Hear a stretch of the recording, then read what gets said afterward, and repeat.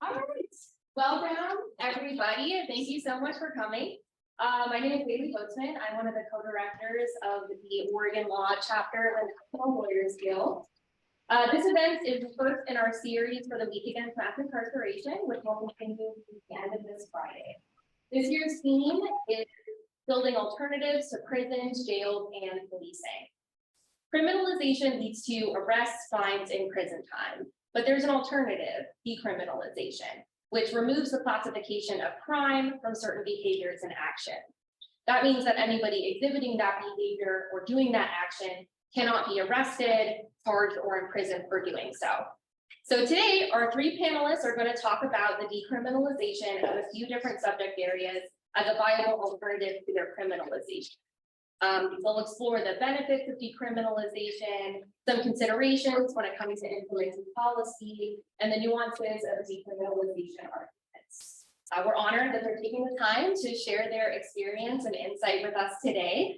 So Gracelyn, Laurie, and Niki on Zoom, thank you all so much for joining us. Before we get started, I'd like to give a land recognition. The University of Oregon is located on Kalapuya Ali'i, the traditional indigenous homeland of the Kalapuya people. Following treaties between 1851 and 1855, Kalapuya people were dispossessed of their indigenous homeland by the United States government and forcibly removed to the Coast Reservation in Western Oregon. Today, descendants are citizens of the Confederated Tribes of the Grand Ronde Community of Oregon and the Confederated Tribes of the Siletz Indians of Oregon, and continue to make important contributions in their communities, at UO, and across the land we now refer to as Oregon. We express our respect for all federally recognized tribal nations of Oregon. This includes the Burns Paiute tribe, the Confederated Tribes of the Coos, Lower Umpqua, and Siuslaw Indians, the Confederated Tribes of the Grand Ronde Community of Oregon, the Confederated Tribes of Siletz Indians of Oregon, the Confederated Tribes of the Umatilla Indian Reservation, the Confederated Tribes of Warm Springs, the Coquille Indian Tribe, the Cow Creek Band of Umpqua Tribe of Indians, and the Klamath Tribes. We also express our respect for all other displaced Indigenous peoples who call Oregon home. I'd also like to give a very brief statement regarding Cop City from our parent organization, NLG National. NLG would like to express our solidarity with the forest defenders fighting against the construction of Cop City in Atlanta. Law enforcement detained at least 35 people in Atlanta on Sunday, March 5th at a Solidarity Music Festival over a mile away from the Cop City construction site. Among those arrested was an NLG legal observer. All of these arrests are part of ongoing state repression and violence against racial and environmental justice protesters who are fighting to defend their communities from the harms of militarized policing and environmental degradation of stolen Muskogee land. Each of these instances, including the many protesters charged with domestic terrorism, makes clear that law enforcement views movement activists as enemies of the state. The destruction of the Weelaunee Forest will undoubtedly exacerbate the climate crisis and expand the policing of Black, Indigenous, and other communities of color in Atlanta.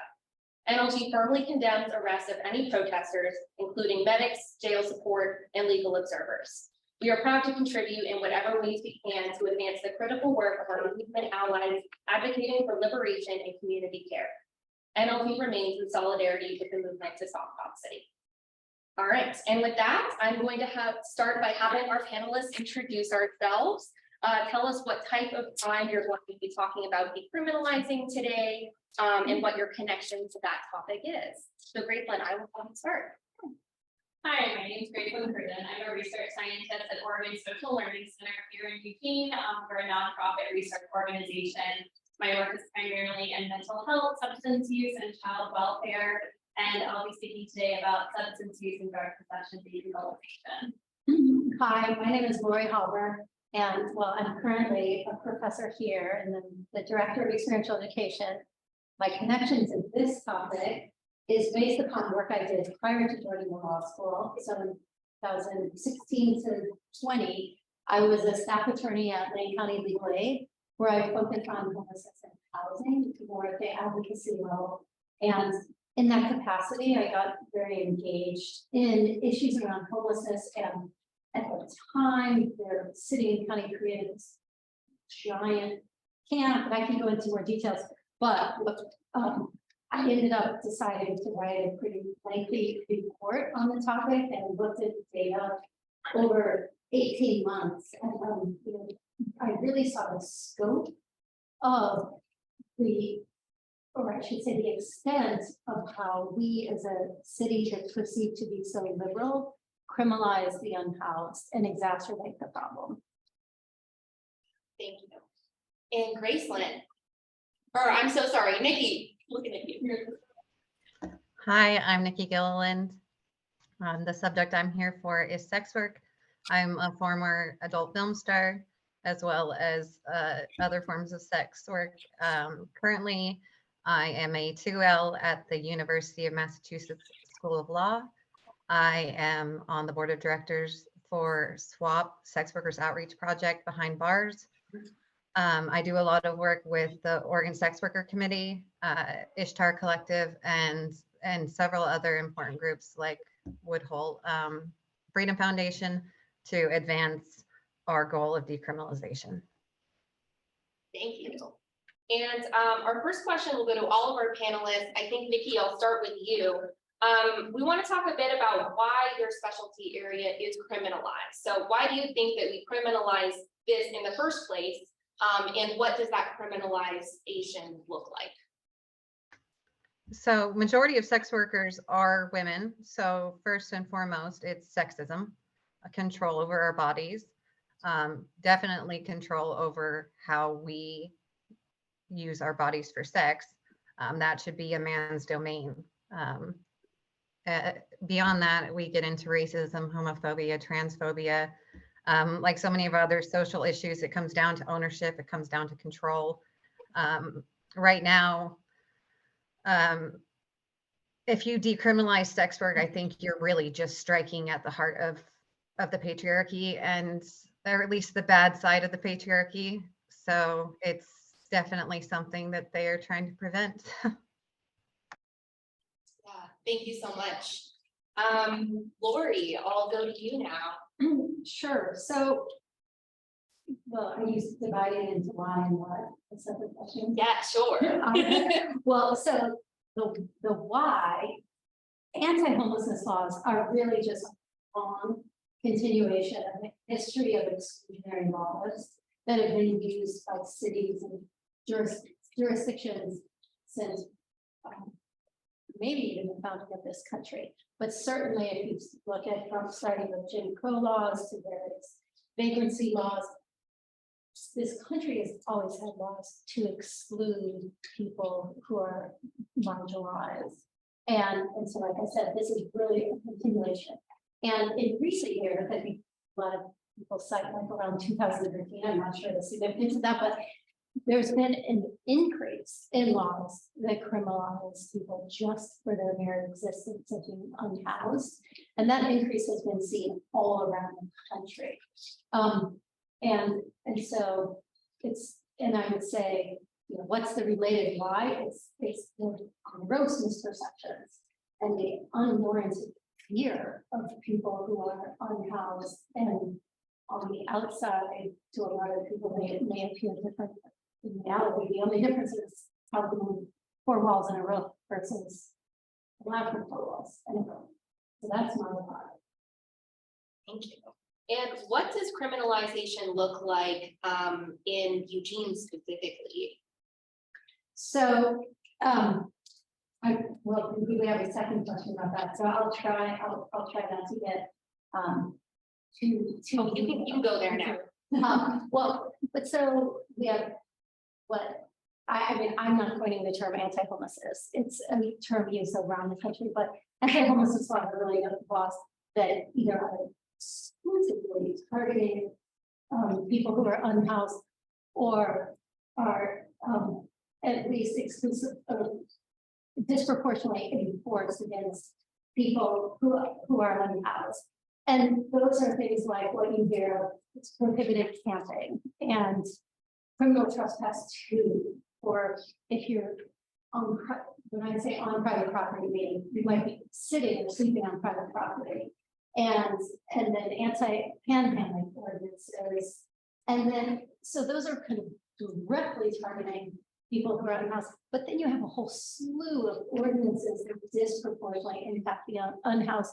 Even something so basic as open container. Based on the data that I gathered, 80% of people who are cited for open container are unhoused. Well, because you're housed, that's not an issue.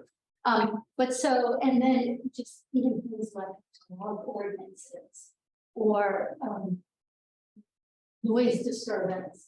There's like just so many things that we take for granted. People who are unhoused, we have violations for just because they're unhoused. In Gracelyn, what about your area? Why do we criminalize it, and what does that look like?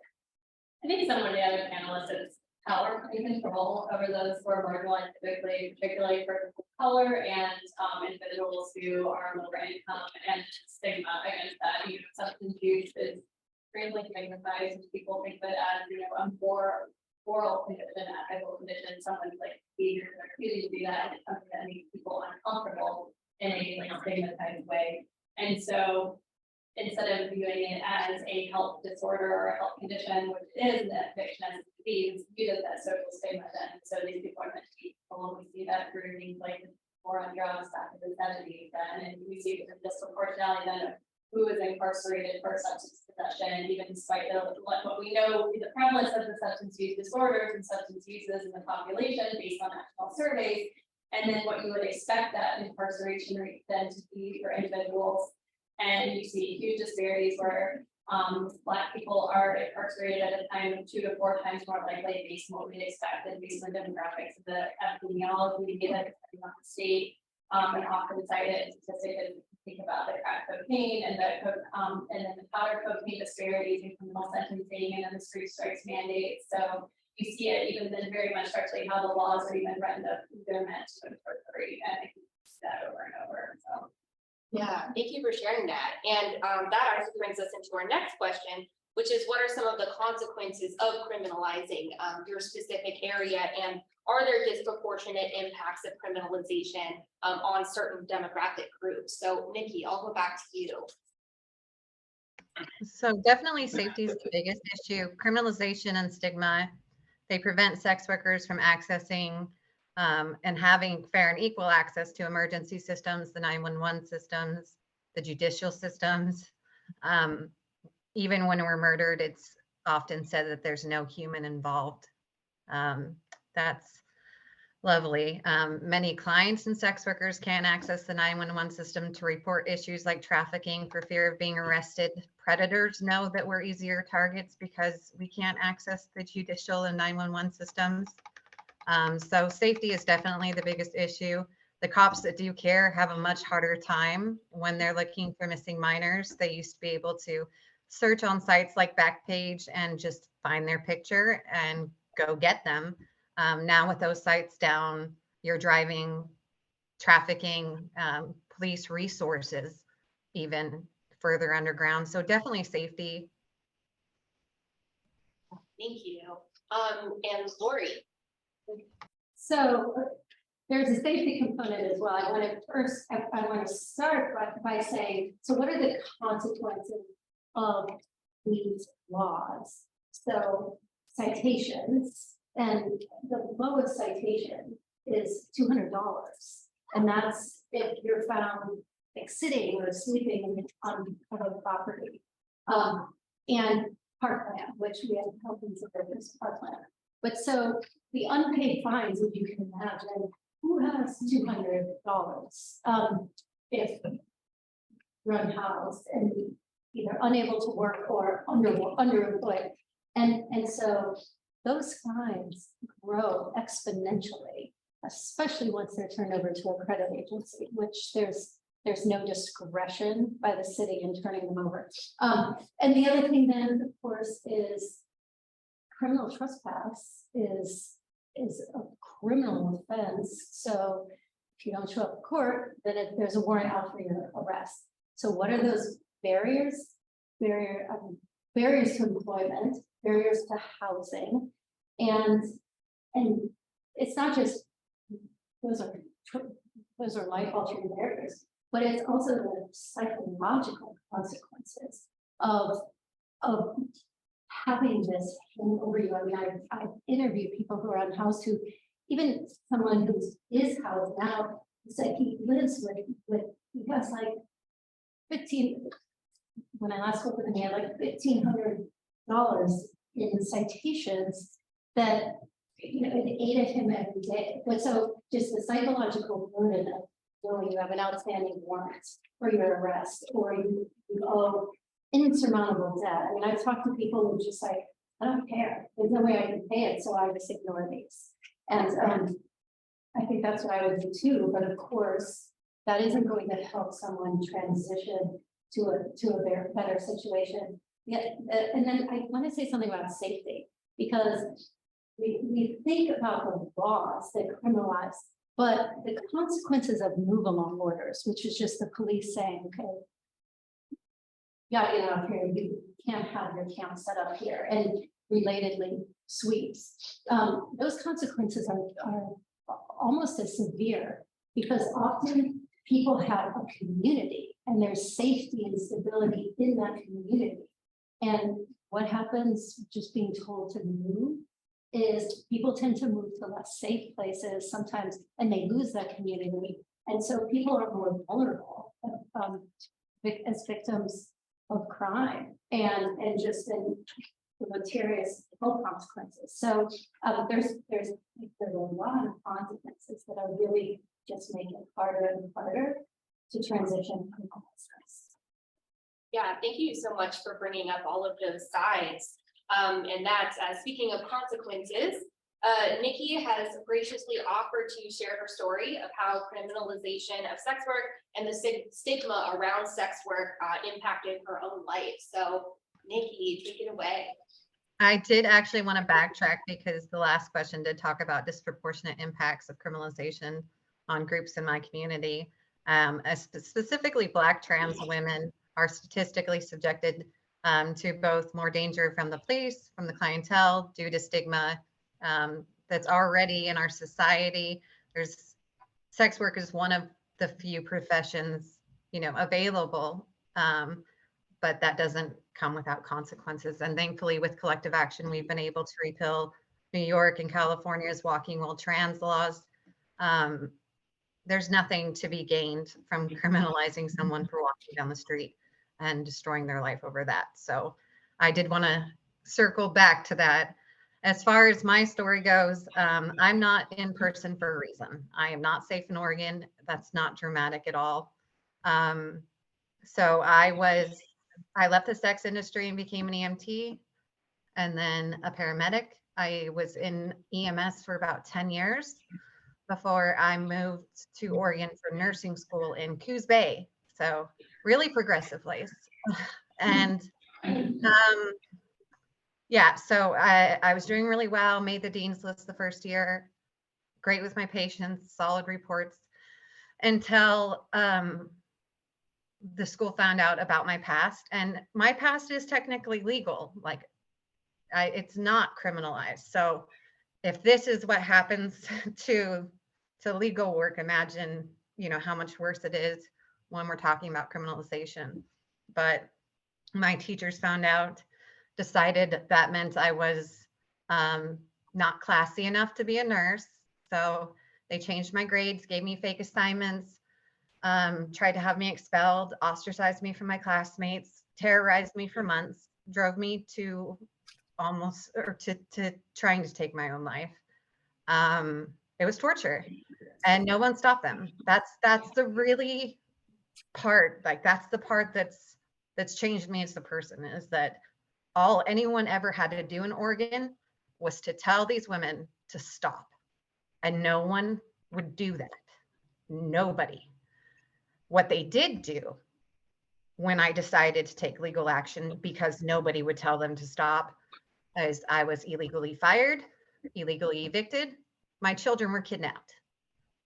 A social worker with a lot of personal ties to the defendants showed up and said, I'm crazy, I'm a drug addict, I'm an alcoholic, I'm a liar, I'm everything that makes a federal lawsuit disappear. It took me 9 months to get my kids back. My youngest had to be removed from her first placement for extreme abuse and neglect. We all have PTSD. I had to flee Oregon eventually when the police showed up and illegally searched my home. The funny thing is, according to their attorneys, they were never there that day, but I guess they don't know that I was recording them. Oregon is more like a mafia than a state. So do better.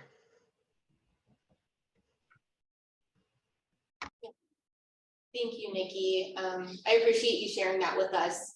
It's a really intense story, but I think that we all need to hear it in order for us to, try to make Oregon a better place, a more welcoming place, a less criminalized place.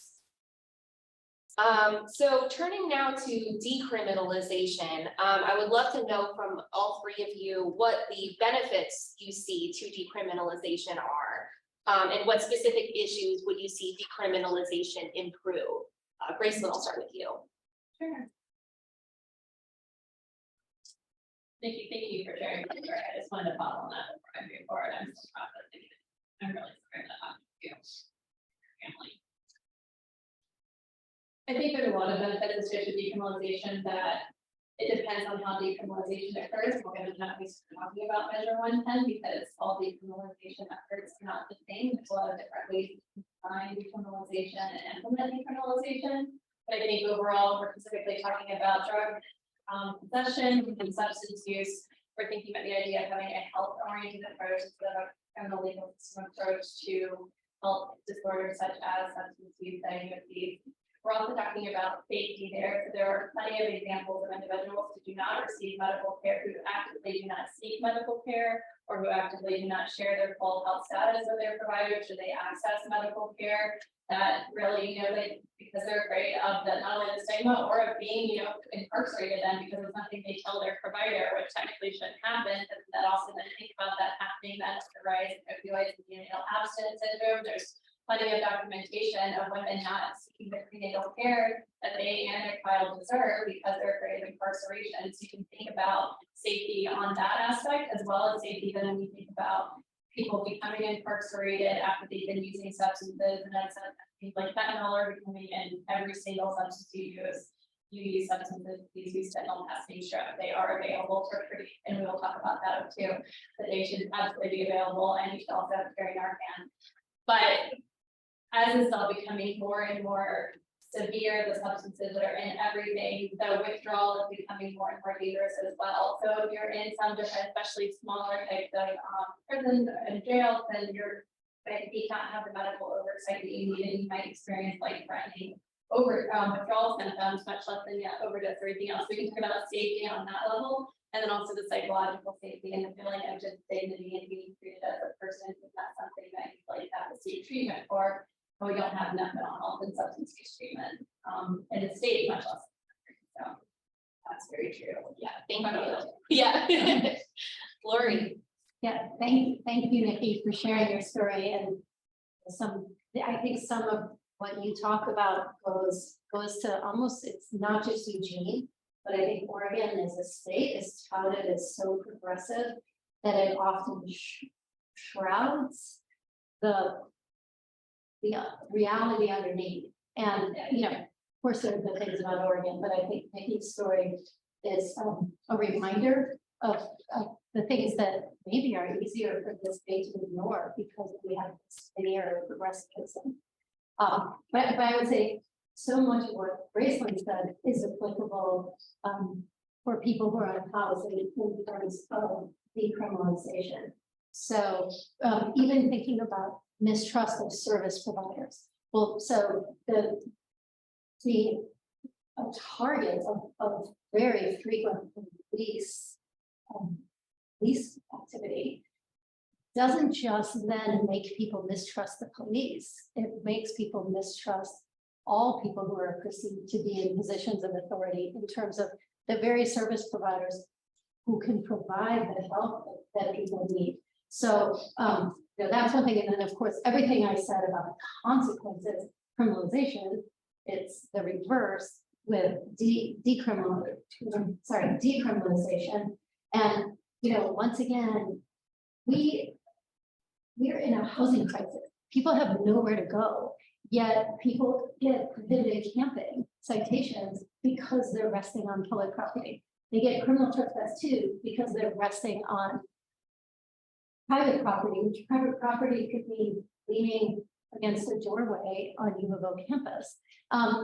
And then they get citations and for criminal, it's a criminal offense to be in parkland. And if you're in parkland, after the second time, you can be banned from all parkland. So I know we're not talking about the consequences here, but my point is all of that is just because we don't have anywhere to go.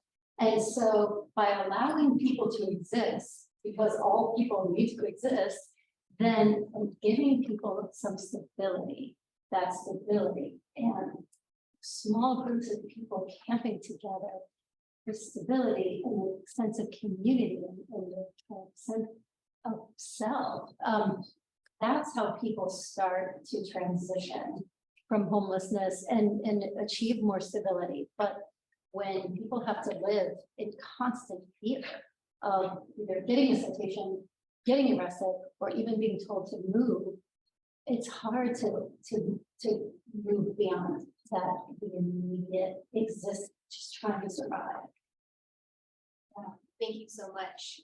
And Niki, back to you. What are the benefits that you see with sex work decrim?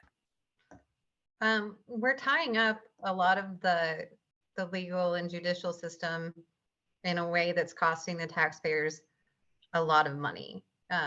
In my case alone, I was trying to add up how much the taxpayers have spent, both with the award from the jury, which is $1.735 million. The appeal that the state of Oregon is now going through, that's going to cost another 6 figures.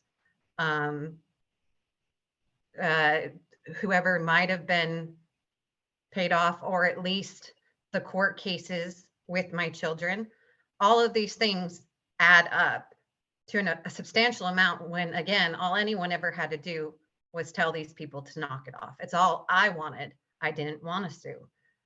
But imagine $2+ million going to drug treatment centers, going to homelessness.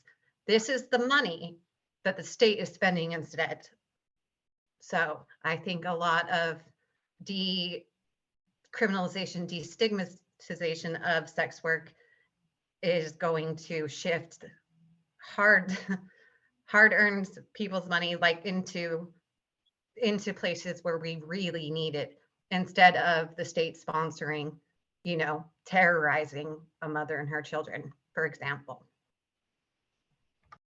Yeah, thank you. Thank you for mentioning that. I think it really puts it in perspective, all of the money that the state used to try to bury you, when they could have been doing something that actually was benefiting the lives of a very substantial amount of Oregonians. So I would also love to hear from you all what challenges we see facing decriminalization in specific areas. Decriminalization can be, for some, a bit of an unpopular topic. I think for some, it's not even a thought that you would have, because these things have been criminalized for so long, with some very harsh consequences. So I would love to know what are the barriers to achieving decriminalization. Laurie, I'm going to start with you. Okay, so I would say, some of the things that Niki and Gracelyn have touched upon are the same when it comes to barriers to decriminalization in the context of homelessness, and misperception, stigma, and choice. So there's a gross misperception amongst the public that this is a choice that people make, and they could just go find a job.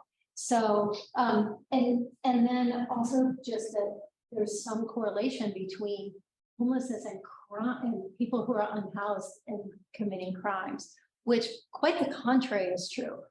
People who are unhoused are far more likely to be victims of crime than perpetrators. And so that's a misperception. And also, actually, anecdotally, even here in Eugene, I can tell you, having I'm on the board of a few organizations and just kind of working in this space, that the smaller groups, or even just one person on property. So like one person in a church parking lot living in a Conestoga hut, for example, actually helps reduce crime in an area. And there's the Conestoga hut community at 34th and Hilliard, for example. And the neighbors, despite the initial opposition, the neighbors actually recognize over time that their neighborhood was safer. And because it's more eyes and ears. And so, you know, but I think these gross misperceptions are a real problem. And because who's heard in a city? It's not people who are unhoused. It's not people like me who are the activists for people who are unhoused. It's the people with power. And so those misperceptions, there needs to be a massive education campaign, a public awareness education campaign, so people understand the reality and can move beyond these misperceptions. So I mean, I would say so because of that, and I'll just give another kind of anecdote. I worked a lot with the police at the beginning of COVID to make sure that people could shelter in place and weren't getting moved. And one of the things I learned over time is that they get hundreds of calls a day here in Eugene from housed people complaining about, you know, the threat of someone who they saw who's unhoused. And so if you put yourself in the shoes of the police, which I'm not saying to do often, but what's important to understand is the police can't just ignore hundreds of calls. And so that's an issue that needs to be dealt with. And once again, that's part of, to me, an education campaign that's needed, because we need a separate dispatch system. And I don't say we just in Eugene, I think all over the country there need, and there are some examples of ones that have been successful, but a separate dispatch system where those dispatchers are trained in how to respond to people who are ridiculously hysterical about a misperceived threat. And so I think that's a big barrier. And then a related barrier is business owners. So business owners are speaking to city council, who city council is going to listen to. And so even though we can view, you know, kind of different camps in opposition to one another, if there can be kind of overlapping interests among neighborhood association, chamber of commerce, and people who are unhoused, advocates of people who are unhoused, the city will listen then if everyone has a unified voice. And maybe that's unrealistic optimism, but that is one way to really change the things done. Thank you. And that's something that I think some of us in this room can work on. Thank you for that suggestion. And Niki, I'm going to go to you now. What are some challenges facing sex work decriminalization? The biggest challenge that we're facing is, I think the whole country gets to see it now, you know, with abortion rights and all these extreme things that are happening that are taking us back, very far back. But our biggest challenge is conservative Christians. They're intentionally using false narratives, fear mongering, combining sex trafficking with sex work. If they cared about trafficking, they'd listen to us. We're on the front lines, but they aren't honestly interested in ending trafficking. They're interested in control. And I just think it's interesting that we even have to have these conversations when we're electing our clients to the highest office in the world. So, I mean, Donald Trump is a client and they follow this man religiously. So I'm confused at the hypocrisy and the I don't understand how it works exactly, but I don't want to understand. I'd rather stick with facts and what's going to make the world a better place. I agree. Thank you.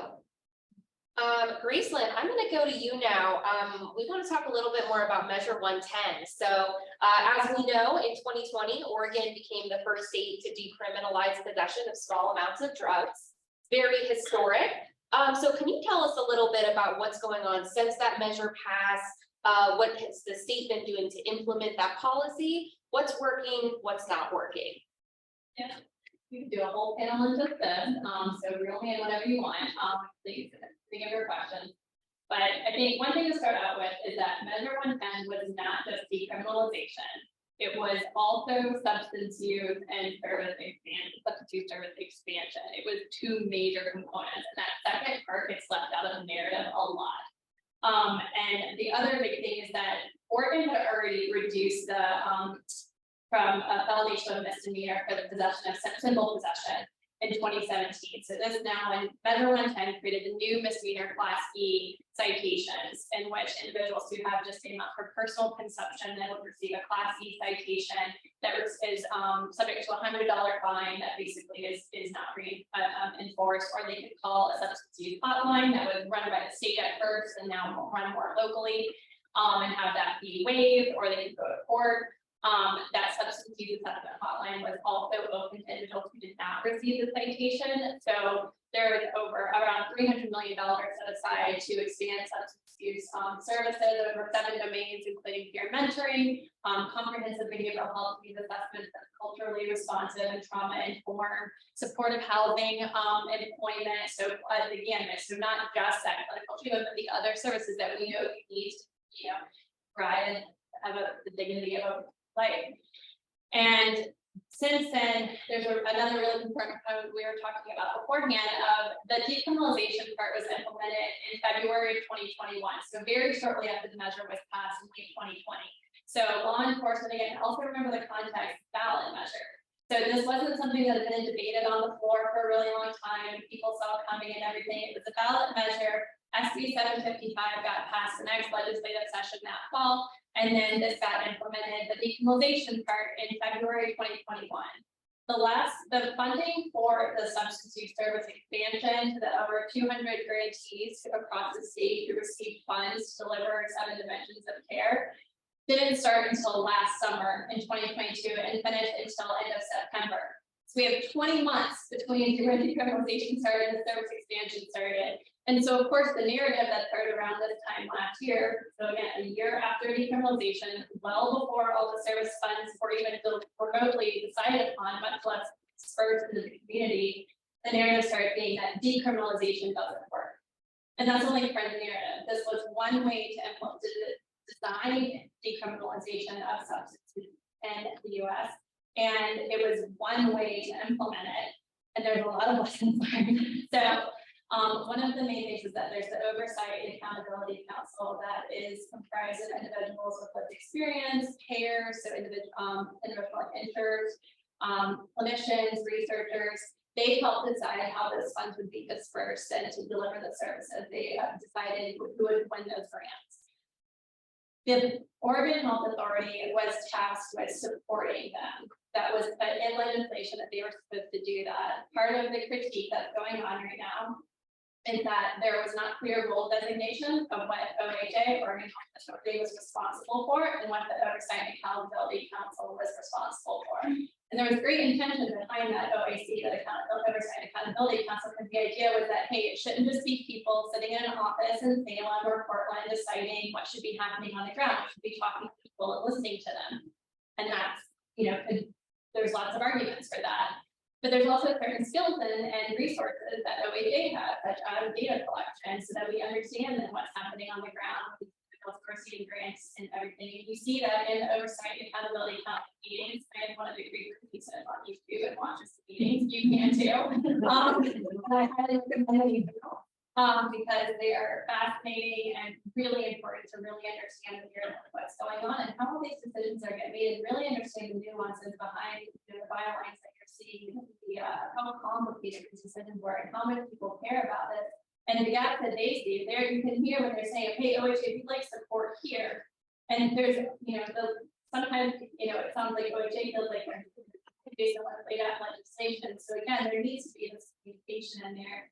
And there's not really a great rhythm of communication between local law enforcement, who's been implementing this kind of on their own. Remember, from February 2021, is responsible for the huge arm of that decriminalization code measure 110, and then the health side. And then there's efforts more and more to bridge those gaps, and that's happening in some places.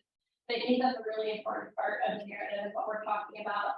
And so I think there's lessons learned for, how to create for decriminalization of whether it's for substances or for crimes of poverty, or being unhoused, sex work. How do we combine the voice and of those who have traditionally been in power and who still are responsible for delivering services and dispersing funds? So OHA is one who holds the contracts with those grantees for delivering services in the community. So there's still some of those traditional forms of power, and we're trying to shift power outside of that. How does that get shared? What are the structures for there? And how do we set those power sharing structures up for success? And then set everyone up to understand what's actually happening on the ground. So there was part of the Measure 110 legislation also said that the Secretary of State was supposed to conduct an audit by the end of last year, which they did. It recently came out. Also some great nighttime reading if you're interested.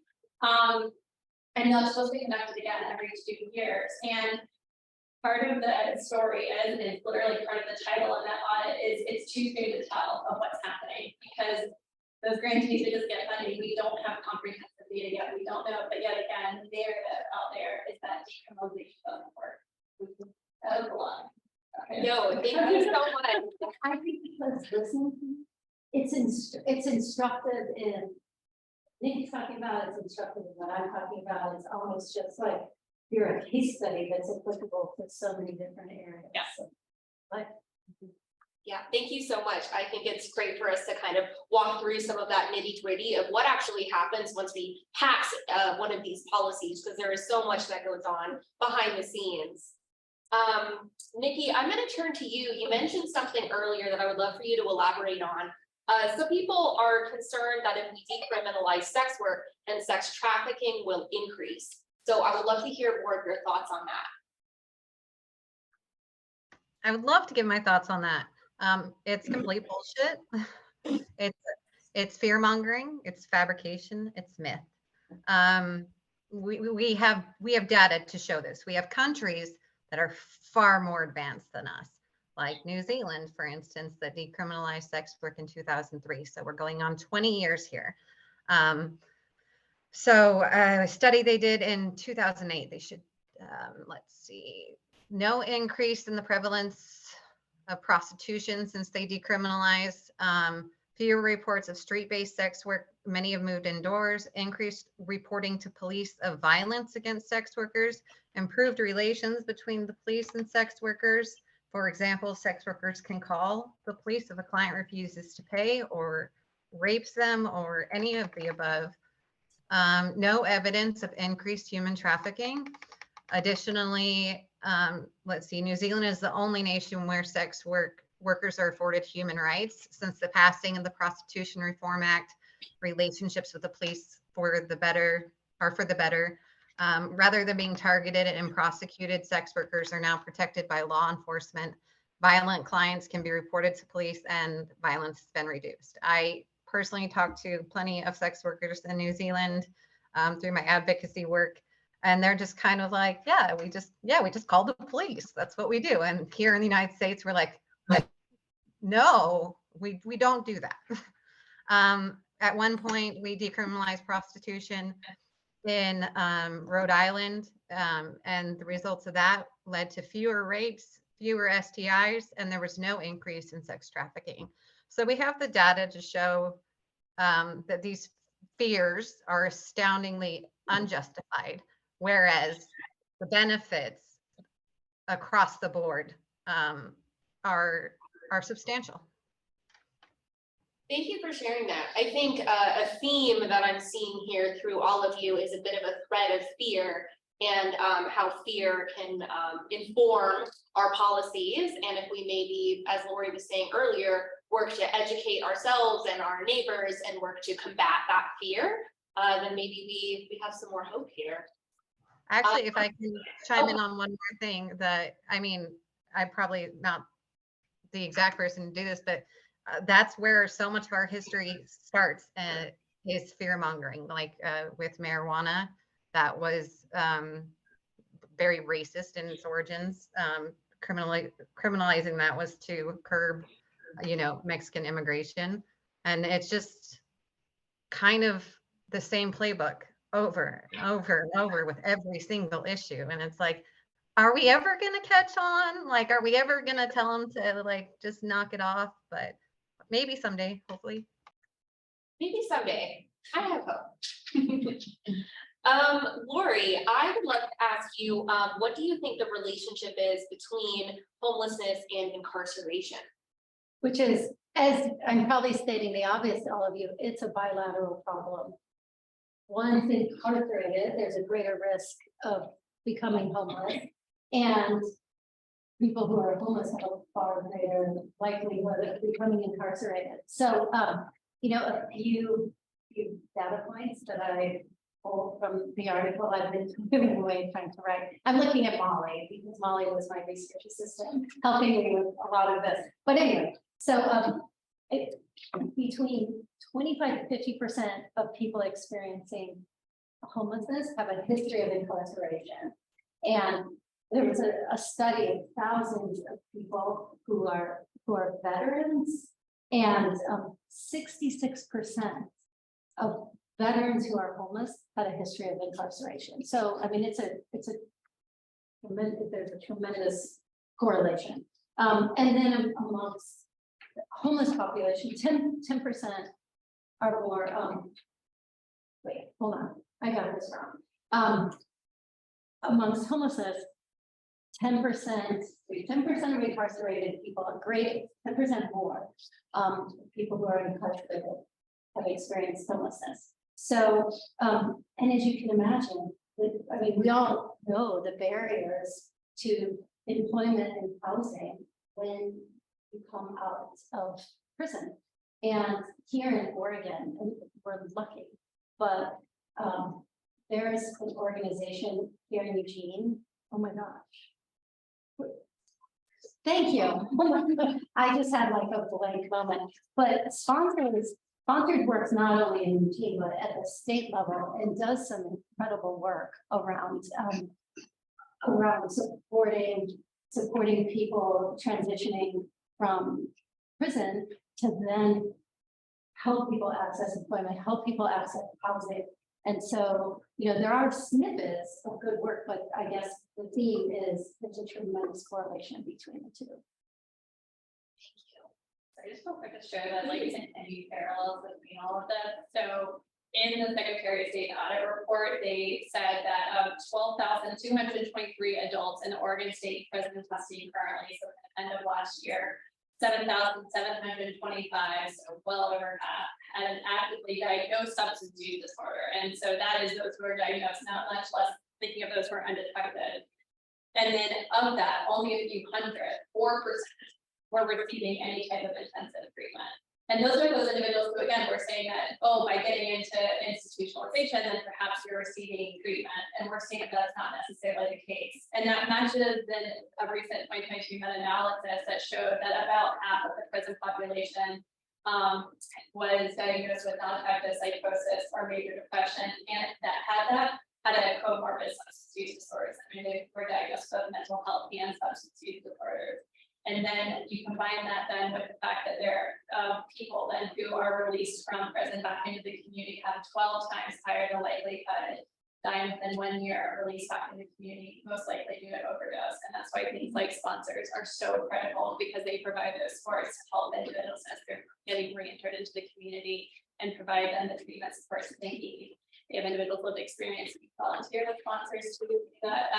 Also sponsors does really great work. So. We do. Thank you so much for bringing that up. So we just have another minute. I know we have a class in here. So to wrap up, I would like just one rapid fire question to each of you.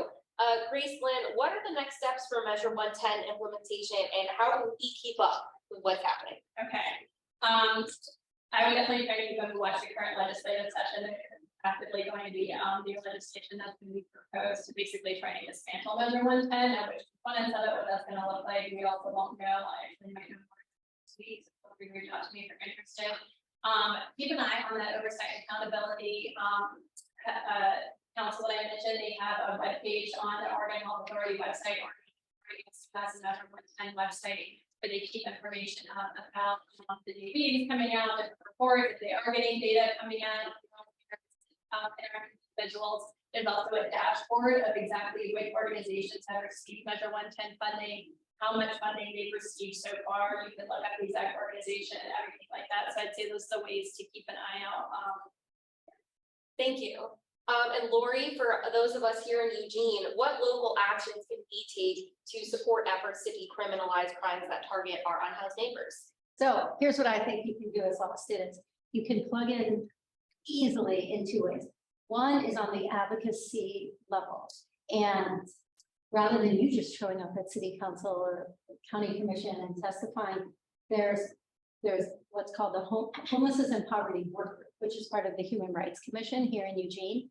And that's the organization that kind of, it's a mix of advocates, activists, both housed and unhoused, a few Human Rights Commission representatives. But so that's a way for you to plug in on the advocacy side, and you would be welcome. And I think, you know, there's a lot you can do as law students. And I think just listening to people who are engaged in these issues will spark ideas. The other thing is to volunteer at an organization that serves homelessness. So community supported shelters, for example, has so many volunteers. And when you see the kind of groups of Conestoga huts around the city, that's community supported shelters for the most part. So the just volunteering and working directly with people who are unhoused can help a lot then to inform your advocacy. So and I mean just can help in so many ways. And there's a tremendous need. And there's, I mean, come see me. I'm here at the law school, so I can give you names of other organizations as well. But those are my two categories of opportunities I urge you to pursue. Thank you. And lastly, Niki, for those of us who want to get more involved with sex work decrim efforts, how do you suggest we do that? For starters, know the difference between decriminalization and legalization. I know people mean well when they say legalization, but that's not what we want. A difference would be, I'm from Utah. I was a licensed escort in Utah. That shocks people that there's this system, but there is, you know, fingerprints, STD screens, meeting with the chief of police so that he can wag his finger at you. Prostitution's still illegal, but they basically say that's what you're doing, and as long as you just kind of do it our way, you'll be okay. But if you don't, or then you won't. And so you're basically making police the pimps. Stings aren't that fun. Just to check your license, they'll break down the door and point 10 guns at your head just to check your license. A little excessive. So legalization is, we need to take the handcuffs out of the equation. So that language right there is a huge help. And then also, you're the future leaders of Oregon. So don't become part of the problem. Definitely be aware of your surroundings. Don't dig your head into the sand.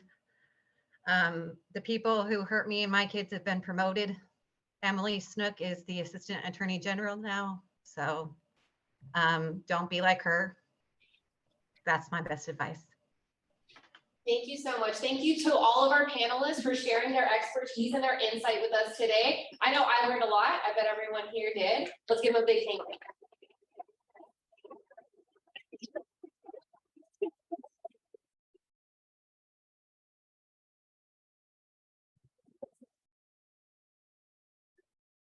you.